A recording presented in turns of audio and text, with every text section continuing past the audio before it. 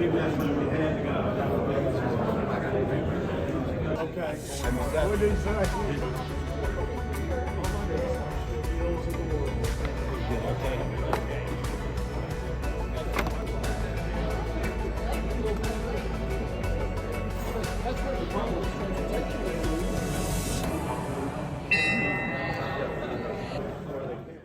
Well, ladies and gentlemen, we have a full slate today on our program, so I'm going to start just a moment or two early.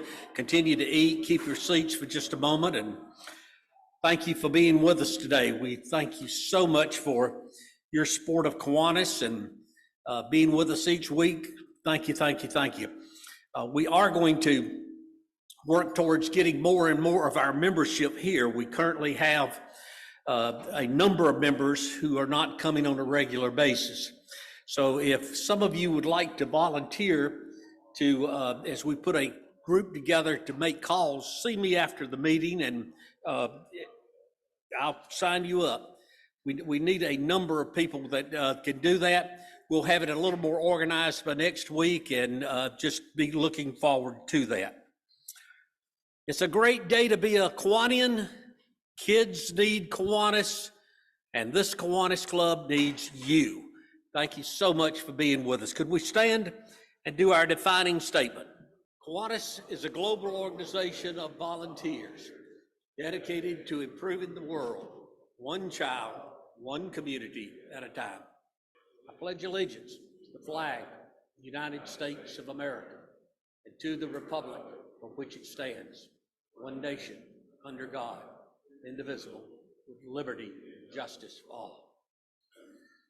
I'm going to call on Clay Taylor today to lead our singing as we usually do, but let me first of all announce that it was a lot of sadness that we lost a member this week, and that was Harley Mudge. And I want you to remember Harley in your prayers and in your thoughts.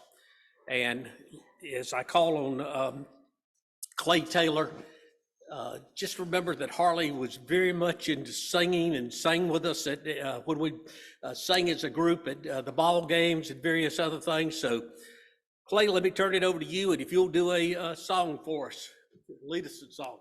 Certainly will, and we will miss Harley.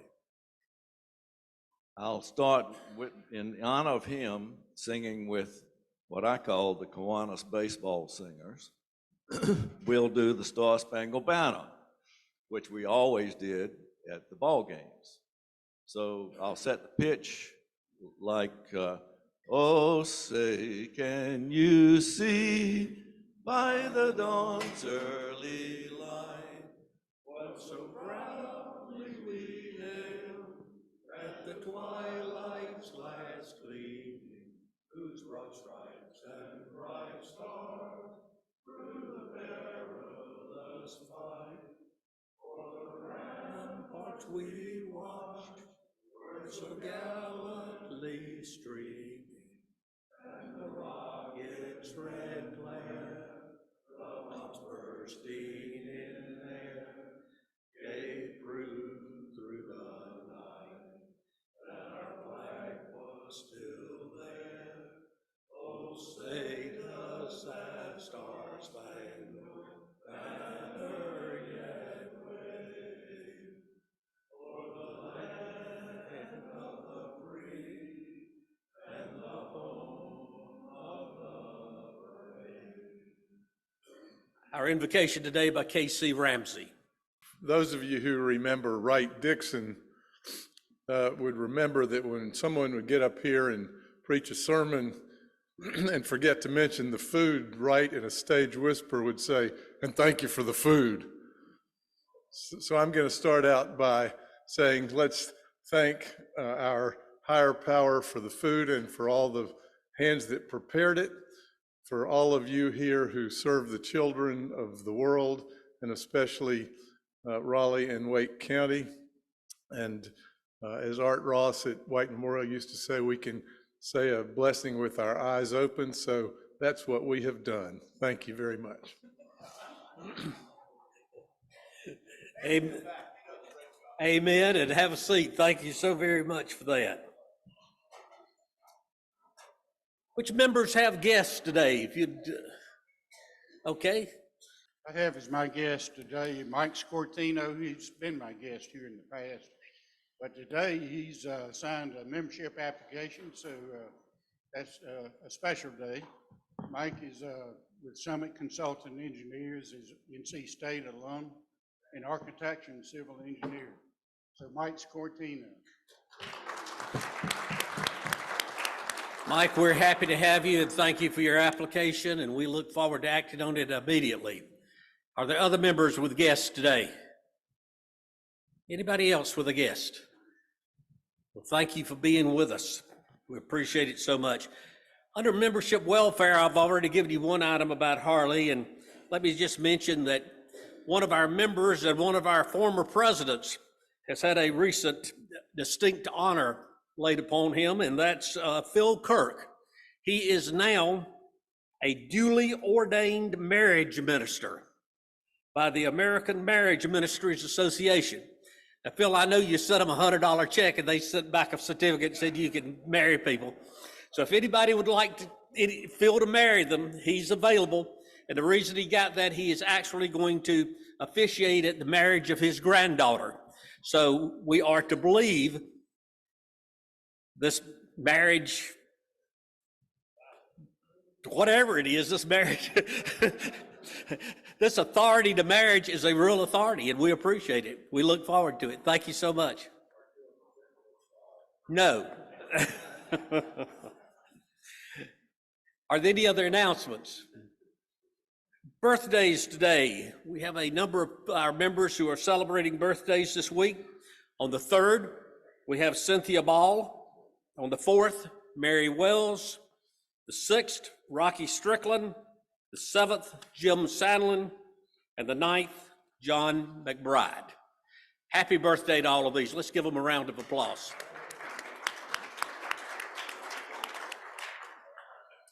Let me make just a few other announcements and we'll have our program.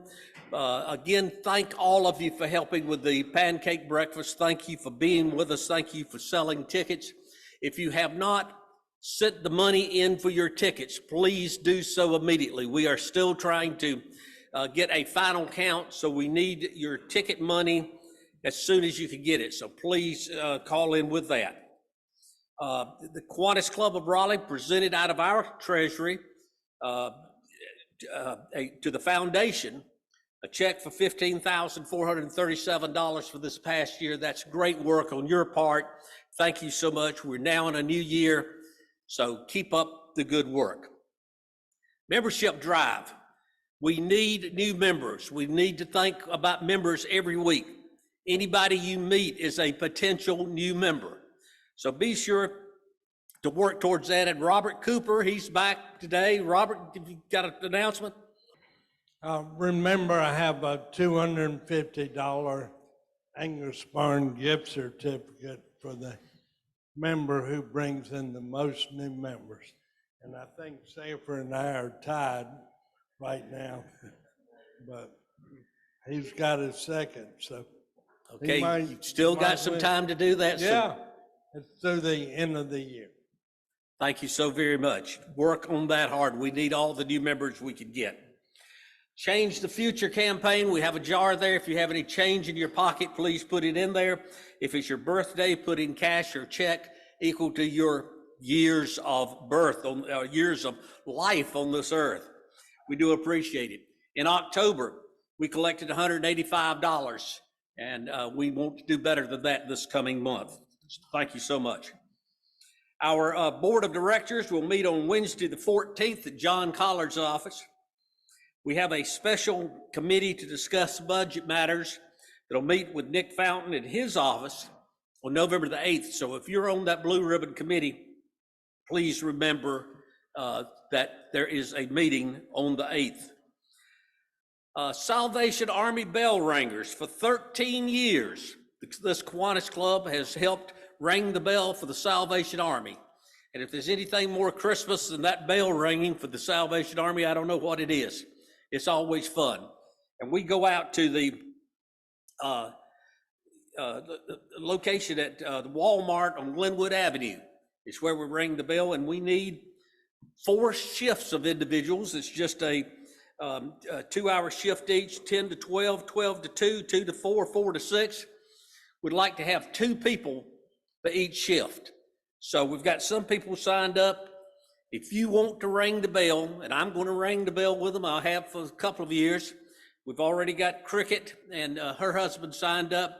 So if you want to sign up, please let Cricket know before we get into December. We can do it. The dates are, the date is Saturday, December the 3rd. Saturday, December the 3rd to ring the bell. And let me just mention that last week, we took up a love offering for Courtney, and Courtney was real touched by that and appreciated it so much. We got very close to $1,000. Thank you for reaching into your pocket. And if you didn't give last week, please leave it on the table this week. Anything will help. This, she says they're in good shape for right now. We may need to come back and do another appeal as she and her husband both fight cancer, and we appreciate it. So let me now call on Hampton Fields, who will introduce our speaker. Thank you. Thank you, Buck.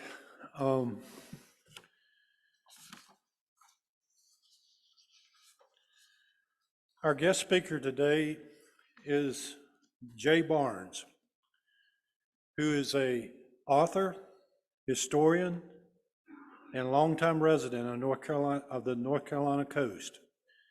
His newest book is 15 Hurricanes That Changed the Carolinas, Powerful Storms, Climate Change, and What We Do Next. In it, he chronicles the region's worst hurricane disasters from the 1700s to present, with compelling stories, dramatic photographs, and meteorological comparisons. His newest book also offers lessons learned and a look ahead at what to expect from hurricanes of the future. His previous books include North Carolina's hurricane history, Florida's hurricane history, Faces from the Flood, Hurricane Floyd Remembered, and Hurricane Hazel in the Carolinas. I know some of you remember that. As a hurricane historian, Jay lectures widely on U.S. hurricanes and has appeared in various productions from the Discovery Channel, the History Channel, the Weather Channel, CNN, Fox News, NPR, NBC, and national and regional magazines. Visit his website at jbarnesonhurricanes.com. Jay is a graduate of NC State University's College of Design and holds a master's degree in advertising from Syracuse University. He now lives in Raleigh, where he recently retired after a career with the NC Aquariums and the nonprofit NC Aquarium Society.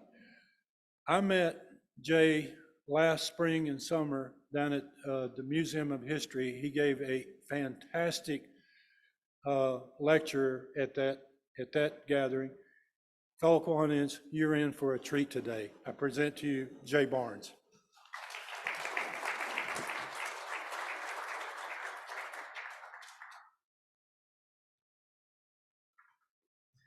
Well, good afternoon. Thank you, Hampton, for that introduction. It's a pleasure to be with you today. And as Hampton said, I have written several books about hurricanes, and today I'm going to share a little bit of that work that I've done over the years, and particularly talking about the new book, 15 Hurricanes That Changed the Carolinas. As I start off, one of the things I like to do is give you a little bit of background. I grew up in Southport, and it may surprise you with all this hurricane talk. I'm not a meteorologist. I've never studied weather science at all. I come at this from an angle of someone who's a big fan of local history. And growing up on the North Carolina coast is a lot of history to dig into. And, for me, growing up in Southport, Hurricane Hazel was the storm that came through a few years before I was born in October of 1954. But it cast such a deep impression on my family members, on my neighbors. And as I was growing up as a young boy, that's all anybody talked about was anytime a storm came along, Hazel was the first storm for comparisons. And so there was I believe that probably is what set me on the course to study and learn more about the history of our hurricanes here in the Carolinas. And one thing led to another, and after the first book came out, North Carolina's Hurricane History, I then just continued to pursue that interest and collecting the photographs, gathering the stories, getting the weather data, and trying to understand this history was what came next. So the new book, 15 Hurricanes, is I'd say sort of a culmination of all the things that I've been working on for the last 25 years. And what I did was I tried to select the 15 big ones. And it's not easy to do because here in North Carolina, we've had so many great storms. And when you go back farther in time, of course, we don't have all the good weather data that we have for the more recent storms. So there's a lot we don't know about the 16th century and 17th century hurricanes that came here. We know that we had some big ones and some really bad floods and some bad storms. But North Carolina was still an emerging colony at that time. And so one of the things that you'll see is that the 15 that I've chosen, there's probably a little tendency to look more at the recent hurricanes that have left a indelible mark on our state. Now, with each of these 15, one of the things that was important to me, and it's not just about telling the history, is trying to understand it, trying to glean what can we learn, what are the lessons we've learned from all the hurricanes that we've suffered through. So in each of the 15 chapters, at the end, I've included a few takeaways, some of the things that we can look at this storm as an example of, or in some cases they are lessons learned. Now, I like to say that Christopher Columbus discovered hurricanes because he was, in fact, the first European to write about them. But it was odd that it wasn't until his fourth voyage to the New World that Columbus ran into a big tropical cyclone somewhere down in the Caribbean. And he likened it because he had never seen anything like it. He lost a lot of ships and quite a few men. And he wrote an eloquent letter to Queen Isabella in Spain. And I've included excerpts of that in the book. But it talks about the fact that this was a place that he will never go again. He considered the longitude and latitude as the problem. It wasn't it was because of a lack of an understanding that, of course, hurricanes move around from point A to point B. He, on the other hand, thought it was just a bad place to go, and he stayed away from that part of the world. But of course, it wasn't Columbus who was the first, because the very word hurricane is derived from Hurricane, the Mayan storm god. So we've been suffering through tropical cyclones, tropical storms, hurricanes here in the New World for a very, very long time.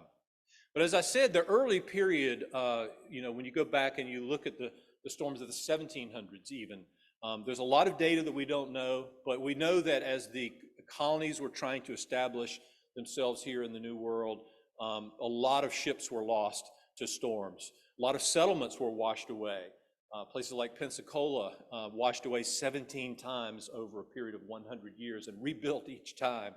So a lot of the early data that we have about hurricanes along the Atlantic coast comes from the records of ships. Ships' logs tell the story for a lot of those early storms.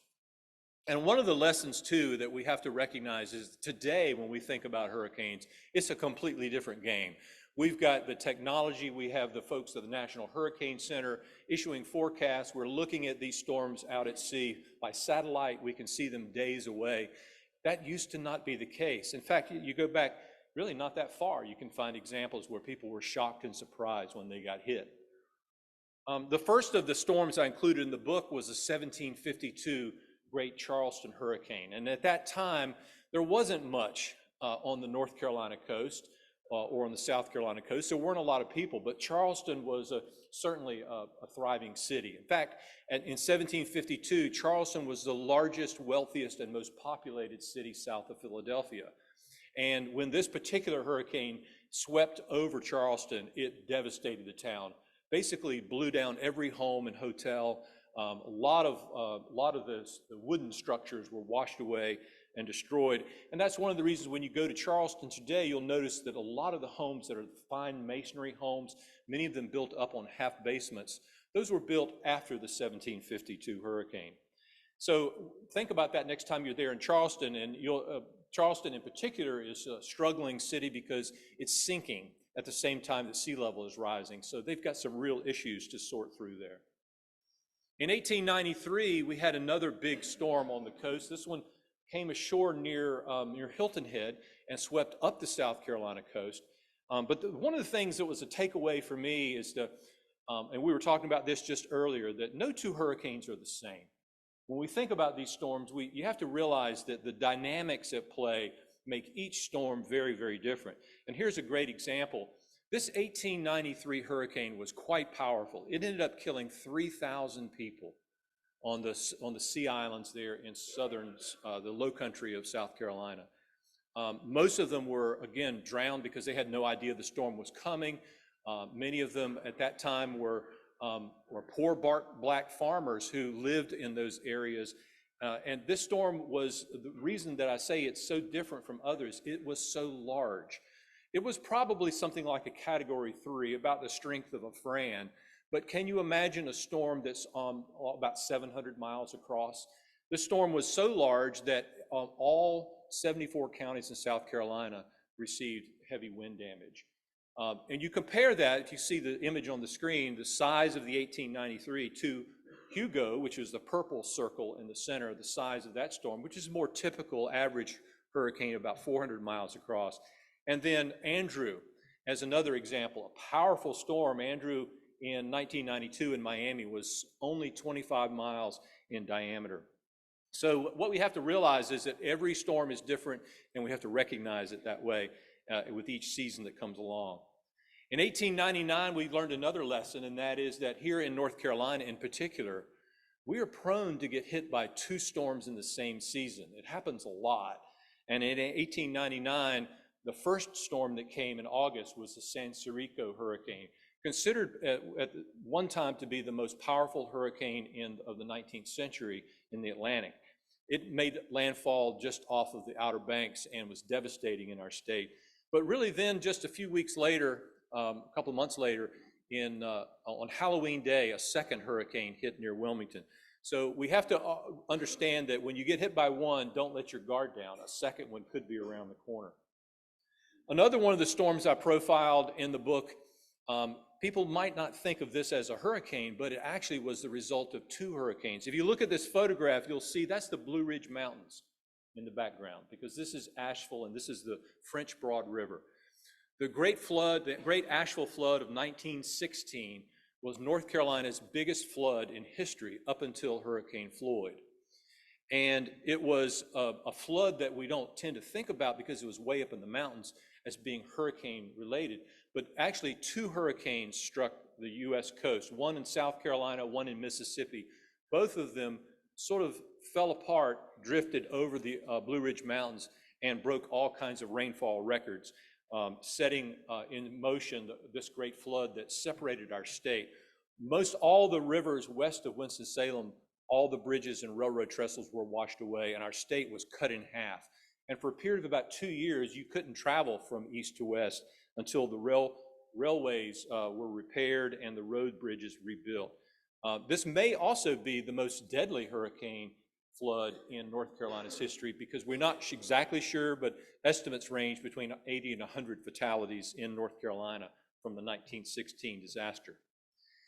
And then other storms came through that period in the early part of the 20th century, but none probably more memorable or I guess need to be highlighted as much as Hurricane Hazel. In the 1950s, we went through a barrage of storms. We got hit by something like 8 hurricanes in 7 years in the Carolinas, one right after another. In fact, the very next year after Hazel, 55, we had 3 within 6 weeks. So it was a busy time, but none were as big and bad as Hazel. Hazel is the only Category 4 hurricane to make landfall in North Carolina. And that goes back to, as far as record keeping goes, which is 1851. The path for Hazel was deep from the Caribbean. It wasn't off the African coast, because this was a mid-October storm. Later in the season, the emphasis shifts away from Africa and back to the Caribbean. And when Hazel made landfall in Haiti, over 1,000 lives were lost. Before the storm even got to the United States, the lead forecaster for the Weather Bureau had a stroke and died, and his young intern was left responsible for issuing forecasts for Hazel for the remaining portion of that week. So those warnings were issued, but you know, when we got the warnings that Hazel was coming, it wasn't like it is today. It wasn't a banner headline on the front page of the News and Observer, you know, major hurricane approaches coast. It was a 1-inch line copy on the bottom of the fold that said tropical storm nears coast, and that's about all it said, because we didn't have the data, we didn't have the satellites, we didn't have the accurate forecasting that we enjoy today.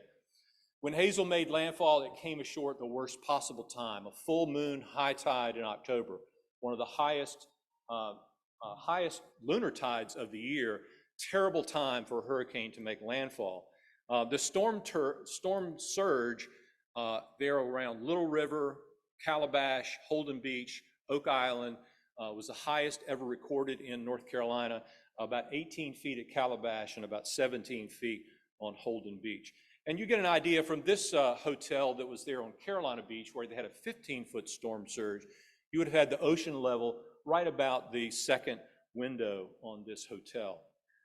One of the stories from Hazel that's become quite famous, and I've talked about it in the book, was that of Connie and Jerry Helms, who were vacationing, I should say honeymooning, in their little beach house on Oak Island when Hazel struck. They didn't know the storm was coming, and they woke up to the horrible sound of waves breaking on the front porch of their little beach house and jumped up, and by that time it was too late to evacuate. The water was waist deep. They left their little house and went next door to a taller 2-story structure. Jerry broke in a window and they climbed in and went up to the second floor to get above the water.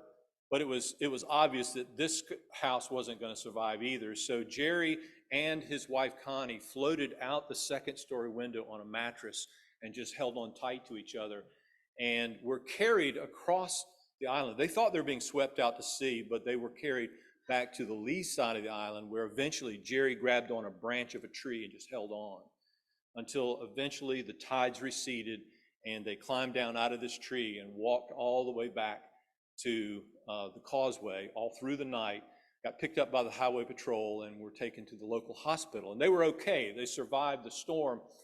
But Jerry told me that about 2 days later, they came back to Oak Island. They wanted to see if they could find anything. And when they got there was nothing left on the beach. On Oak Island, out of 354 cottages, 352 of them were gone. And I mean, they weren't just knocked down, they disappeared. The debris was everywhere, of course, but many of them actually were carried back into the marsh on the lee side of the island. But they walked along bewildered because they couldn't find even any road signs or telephone poles or any sign of where their place used to be. Couldn't find the Jeep, but they walked and they finally found the refrigerator, believe it or not, that had been inside their little bungalow, and it was buried in the sand. And it said Westinghouse across the front. They popped it open, and inside was the top of their wedding cake and a half a bottle of champagne, and they sat there on the beach and had a toast to celebrate having survived Hurricane Hazel. And as the story goes, I believe they were divorced about a year later. Hazel didn't stop there, though. It was racing when it made landfall. You know, some hurricanes, when they make landfall, they arrive at sort of a normal speed, like 8 or 10 miles an hour. Well, when Hazel made landfall, it was moving at 25 miles per hour forward speed with a circular speed, a wind speed of about 130, 135 miles per hour. And everything on the right side of the storm, that's a big takeaway here, everything on the right side, you have to add that forward speed. So that meant incredible winds all up the eastern seaboard as Hazel tracked inland, and of course through Raleigh as well. And one of the things I was going to say, when Hazel passed through Raleigh, of course, it did a number on all the trees, power lines, homes were crushed by falling trees, much like they were during Fran. For those of you who were here during Fran, some of you probably were here during both, and you probably can draw your own comparisons. But what happened was when Hazel passed through Raleigh, and it was still accelerating, by the time the center of the storm got into central Virginia, it had a forward speed of 50 miles per hour, which is incredibly fast moving for a tropical cyclone. And as a result, again, even though it was slowly deteriorating in rotating speed, its acceleration caused record winds to be recorded all the way up the eastern seaboard, including the highest wind ever recorded in New York City, which was 113-mile-per-hour gust down at the Battery. But then Hazel went on into Canada, merged with a low-pressure system, and went on to be the deadliest flood in Canadian history, with almost 100 fatalities. So this was a storm that stands out among others for lots of reasons here in our state, but in much of the eastern seaboard as well. Following the period of the 50s when we had so many storms, it got really quiet. I don't know if you might remember this, but in the 60s and 70s, we had very few hurricanes on the North Carolina coast for whatever reason. It started to get busy again in the 80s, and then of course Hugo was a wake-up call. Another Category 4, similar in size and strength to Hazel, quite frankly, but made landfall a little farther south, just above Charleston. And then it also raced inland and cut a path through Charlotte, where huge hardwoods just crushed cars and homes and tangled power lines. Fran in 96, again, a lot of you have your own photographs that you can pull out if you want to remember this particular storm, but Hurricane Fran was a Category 3 that made landfall on the coast near Wilmington. And it also beat a path right up I-40 through the Triangle area and did a tremendous amount of damage across our state. And then just 3 years later, Hurricane Floyd set another record, and that is being the most expensive hurricane to date in our state. And a great flood, surprise flood. And one of the reasons it was a surprise, I think, is because it was a Category 4 when it was sitting off the Georgia coast or Jacksonville, Florida coast. And we thought it was going to be a nightmare coming right towards us, but it weakened and it kept dropping down in strength, and it dropped from a 4 to a 3 to a 2 to a 1. And by the time it got to North Carolina, we kind of felt like we had dodged a bullet, right? You'll remember, but that's not the case, because in the middle of the night, here came the flash floods. And a lot of people who were flooded in eastern North Carolina during Hurricane Floyd, the way they found out they were flooded is they were asleep and they woke up and their backs were wet. And that's because water had quietly crept into their homes, and devastating floods. 66 counties in our state declared disaster areas and over $6 billion in damages.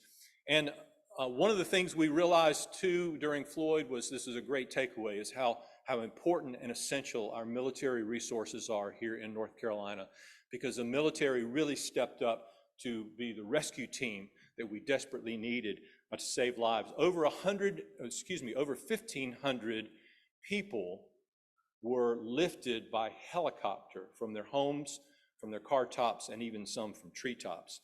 And of course, a lot were rescued by boat, but we weren't ready for floods like this in North Carolina. All of the rescues that happened, people had to scramble to find jet skis and john boats and borrow boats from neighbors to go save people. And by the time we got to Hurricane Matthew in 2016, that's another problem we had fixed. We went back and realized we are not spending nearly enough on swiftwater rescue, and so now we have done that. We have invested heavily in the resources and personnel to save lives from the floods that we've had with Matthew and Florence, which were, again, epic floods for our state. When you talk about the intensity of storms, one of the takeaways is don't be fooled by the category of whether it's a 1 or a 3 or a 5, because some of our worst hurricane disasters don't rank very high on that chart, because this is a wind chart. The Saffir-Simpson scale of Category 3, 4, 5, those are high wind storms. The kinds of disasters we've been experiencing haven't been because of wind, they've been because of water. And then, of course, we also know that the cost of these storms just continues to go up and up and up. And this was an important one too. The reason that that these hurricanes are becoming more and more expensive is not because they're stronger, and it's not because there are more of them. The reason they're getting more expensive is there's more property in harm's way, more people in harm's way. And that's what's causing the increase to go up. I'm going to wrap up just with a couple of final comments. The most important takeaway, if you don't remember anything else from today's talk, This is the one that you need to remember. The most dangerous thing you can do before, during, or after a hurricane is to try to drive your vehicle on a flooded road. And I say that with great authority because during Floyd, during Matthew, and during Florence, over half the fatalities in North Carolina were people who drowned in their vehicles.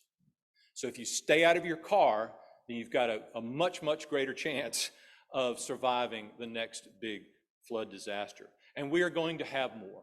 That's an unfortunate reality. You know, in the last chapter of my book, I talk about climate change and what we can expect in the future. And it's it's not a great picture, but even if there wasn't climate change, the next 100 years of storms is probably going to look a lot like the last 100 years. And so we are going to have some big disasters. But one of the things that is a real bright spot for me on all these books is to understand that we are a very resilient people. Nobody's packing up and moving away from North Carolina to get away from these things. We just have to be smart about how we live, how we plan, where we live, and prepare for the storms as best we can. But we always know that there are going to be good people there to help us recover. So that's really the program I have for you today. If you'd like to email me sometime, there's my email on the screen. Thank you again for listening. And if you have any questions, I'll be glad to answer some. Yes, sir.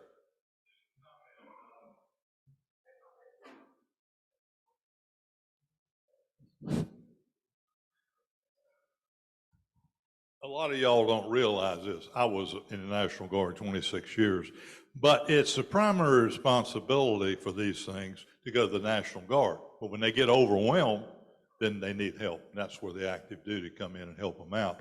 My father was in the regular army at Fort Bragg during Hazel, and they went down to Wrightsville Beach, and there was an 80-foot long blue whale that washed up on the beach.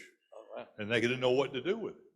So they said, well, we tow it out in the ocean. What are you going to do with it out in the ocean? So they packed it with dynamite and blew it up, said it was flesh flying all through the air. Thank you for that. I have to add that story to my next book. Yes, sir. How do hurricanes get started? How do hurricanes get started? All right, how do hurricanes get started? Well, they are heat machines. They rely on heat as their source of fuel. And in the Atlantic, in the tropical zone, the ocean, the atmosphere, as well as the water temperature just gets above 80 degrees sometime around the 1st of June. And that's when so much heat accumulates that excess heat begins to spawn thunderstorms. The thunderstorms get bigger, they get stronger, they swell into a big, big storm. And the Coriolis effect, if you remember that from physics class, the rotation of the Earth causes the winds to start to bend just slightly. And that rotation begins to wrap themselves around each other. And so it's the Coriolis effect that starts to spin. But if you've got dry air or you've got cold water or cold air, they will slow them down. And if you've got a lot of heat and a lot of moisture, then you're going to see them increase. Yes, sir. Oh, I'm sorry. Okay, go ahead. Yeah, I'm in the claims business, and back in Irene in 2011, which was really a fairly minimal hurricane in terms of a Class 1 hurricane, but we had a house that burned down at Rodanthe within sight of the movie where the movie was filmed, and what happened was that the flood waters came in, and that house was hundreds of yards out in the water, and an elder couple was out there, and we couldn't figure out, the power had gone, we couldn't figure out how that house burned down in the middle of the hurricane, and all kinds of speculation was going on, and the couple had to swim in, and we were trying to figure out whether the husband was trying to do in his wife or whatever. But as it turned out, and it dawned on me later on, of course, his car was parked under there. The salt water got to that battery, and I'm pretty sure that was the cause of that fire. And if we had one of those in Southport, or maybe it was Oak Island in the hurricane here the last few years, same thing happened. So this wasn't an ion electric car. This was just a regular standard vehicle, but batteries and salt water just don't get along together. That's a good point. Thank you. Yes, sir. I'm looking at your picture up there, and I've seen recent pictures of houses getting wiped off the beaches and the Outer Banks. And I'm not sure if this is directly related to your hurricanes, but do you have some ideas? What do you need to do with the beaches and the Outer Banks and all that kind of? Is there an answer to that? Do you have a suggestion? That's a tough dilemma because we all love our Outer Banks in North Carolina, our treasure. And they are open for development. You know, Hatteras Island has been a fast-growing community over the last years, but yet every time we have a storm and the road gets cut, those people become trapped and are isolated. So you have this sort of these competing interests, I guess you could say.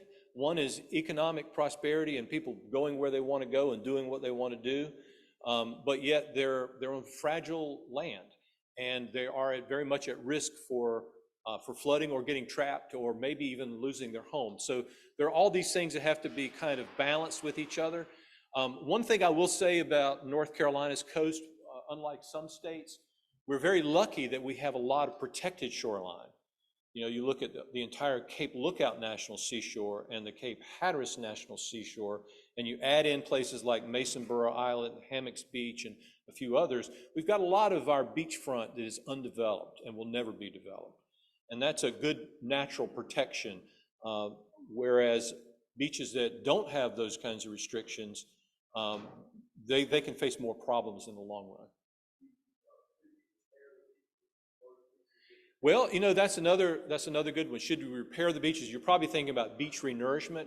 My personal opinion is this, that in those beaches that are fully developed, like Wrightsville Beach with multi-million-dollar properties, a thriving tourism industry, they do a beach renourishment there. It's expensive, but it works. And the reason it works is that it's protected those properties. On the other hand, there are some beaches, and I'm not going to name names, but there's some beaches in our state that are looking at doing renourishment now that are bad candidates for it because they have such a high erosion rate and such swift currents. I'm talking about places like up on the northern Outer Banks, where you could pump $30 million worth of sand and it could be gone in one nor'easter. And so my personal opinion is that some communities probably have a better chance of making it work and even making it work economically, and others don't.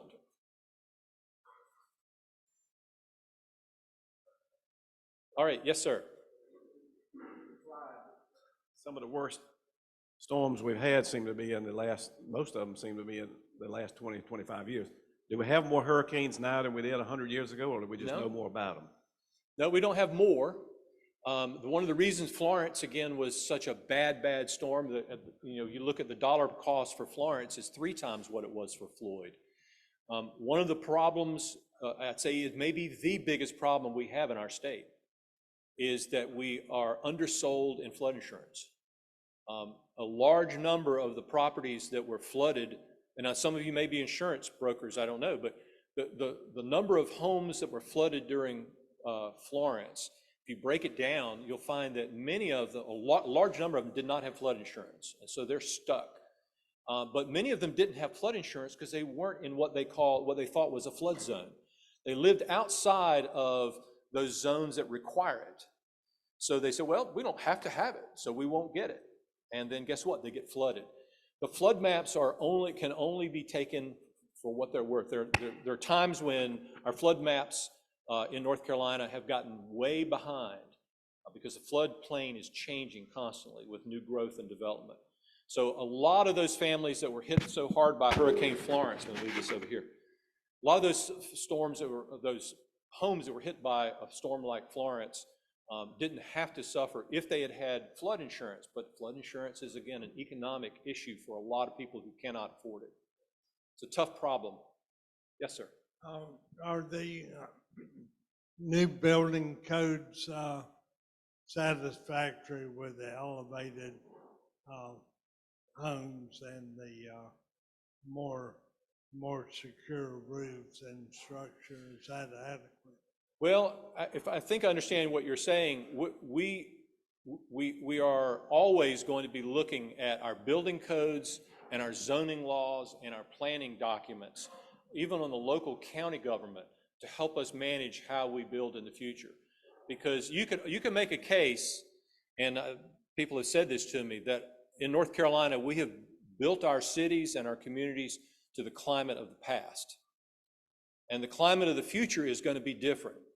And what does that mean? In most cases, it means you need to elevate, particularly on these river basins, especially in places like, Cumberland County, Harnett County, I mean, even not that far from the Triangle, where the flooding was so severe during Florence. And in a lot of cases, there are some communities that have done better than others. A lot of it comes down to getting the most accurate flood maps and understanding your risk, but not assuming, you can't assume that just because flood insurance isn't required doesn't mean that you don't need it. Yes, sir. Good questions, by the way. Years ago, I lived in Florida, and we had the head of the Hurricane Center come and address us. And when he told us about the Category 5 storms, it scared you from one end to the other. And he was saying that you can have a 25-foot wall of water coming in there, and the winds at 150 miles an hour can just strip through a building, a high-story building. And so the building codes or anything, nothing can be built really to withstand a Category 5 storm. So any comments on that would be? Oh, absolutely. I would say that that's exactly, all of that's true. Category 5 hurricane striking you is a worst case scenario. We just saw it this week in Acapulco, Mexico with Hurricane Otis, which incredibly jumped from a tropical storm, 50-mile-per-hour winds, to 165-mile-per-hour winds in less than 24 hours. That's some very hot ocean water to make that happen.